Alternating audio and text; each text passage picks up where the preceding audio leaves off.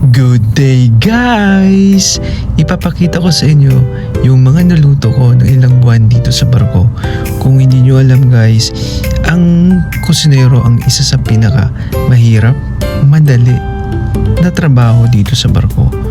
Kung hindi nyo alam guys, ay everyday is Monday kami. So wala kaming pahinga for the whole week. Makakapagpahinga lang kami sa mga break time and syempre paggabi. Alam nyo guys, sa 18 years ko na pagbabarko at bilang chief cook sa isang international vessel ay talagang nagdidepende talaga yan kung ano yung laman at rate ng isang company sa loob ng barko. So hindi maiwasan yung may reklamo, yung may time na maubusan ng provision.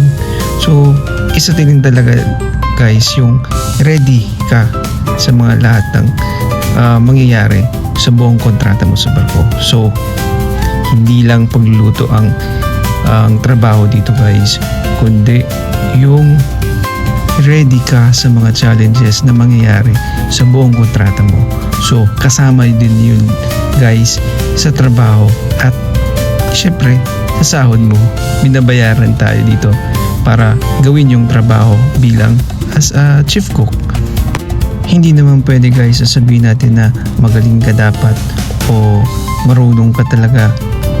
Ang dapat lang talaga gawin dito is gawin mo yung nararapat bilang kusinero o chief cook dito sa barko, na makapagluto ka o mai-serve mo sa mga crew yung masustansya, maayos na pagkain para sa kanila. So ito yung dapat natin tandaan sa mga gusto mag-kusinero o maging chief cook sa isang international vessel. Dapat marunong ka mag-budget, marunong ka sa iba't ibang mga cuisine o menu, hindi lang sa Pinoy kundi sa mga European mga nationality. So guys, hindi lang din sa pagluluto yung trabaho mo, kundi marunong ka din maglinis ng galley, ng mga provision chamber mo, at syempre ito yung pinaka dapat alam mo, makisama ka sa mga tao. So nagpapasalamat talaga ako guys sa Panginoon natin sa binigay niyang talent.